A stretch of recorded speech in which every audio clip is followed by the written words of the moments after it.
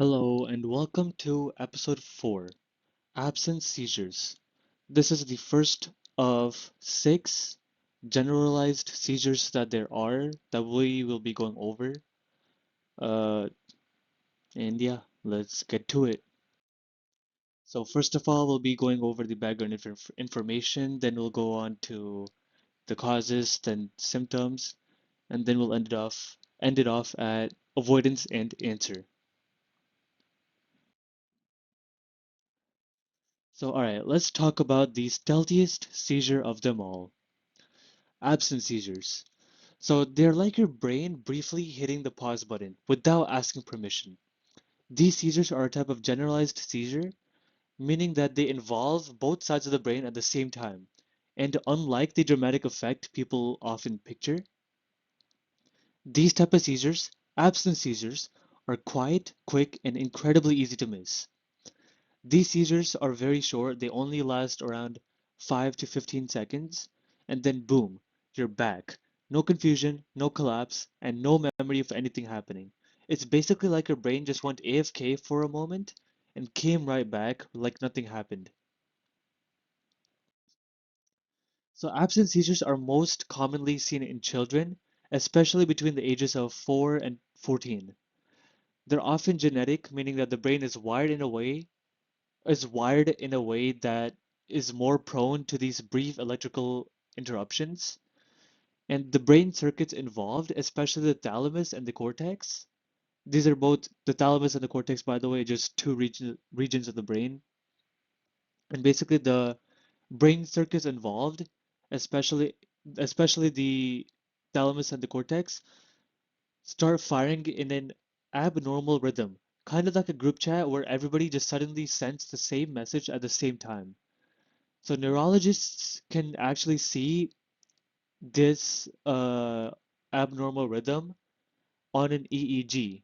An EEG is like it's a kind of like it examines your brain and it shows a very specific pattern called a 3 hertz spike in wave activity. And the what is it called? The triggers include hyperventilation, like breathing really fast, sleep deprivation, and sometimes even flashing lights. So stress and illness are also two big triggers that can also make absence seizures happen more often. Third of all, symptoms. So what does an absence seizure actually look like? So the person suddenly stops what they're doing and blink and stares blankly. They might blink rapidly, smack their lips, or make tiny facial movements. And if you try to get their attention, nothing, no response. Here's the part that actually tricks people. When it's over, the person goes right back to what they were doing. Mid-sentence, mid-step, mid-life. No confusion, no awareness that anything happened at all. This basically connects back to what I said before in the background information section. It's like a person going AFK and just coming back right back as if nothing happened at all. So this is why absence seizures are often mistaken for daydreaming, boredom, or a kid not paying attention. But imagine missing 10 seconds of reality dozens of times a day. In school, that really adds up because teachers might mistake absence seizures for daydreaming or inattention, and that can delay diagnosis. And this severely interferes with learning, concentration, and academic performance, and definitely social interactions. So this is why recognizing that you have these seizures is very critical in daily life. And finally, avoidance and answer. So now the good news, there is in fact good news. The good news here is absence seizures are very treatable. So medications like valproic acid, etho, I'm not too sure of how it's pronounced, but it's like ethosuximide or something. But medications are extremely effective. So many children even outgrow them as they get older, outgrow these seizures as they get older.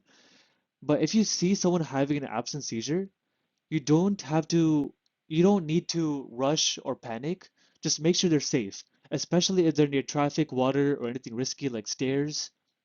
Don't shout their name or shake them. Just wait it out. It'll usually be over in seconds.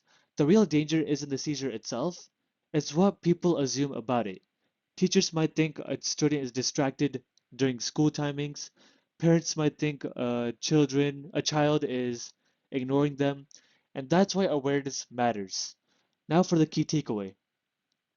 I wrote down the key takeaway. You can just read it, but I'll summarize it for you guys. So so in absent seizures may be quiet, but their impact isn't. And once you know what to look for, you'll never be confused about these seizures. You'll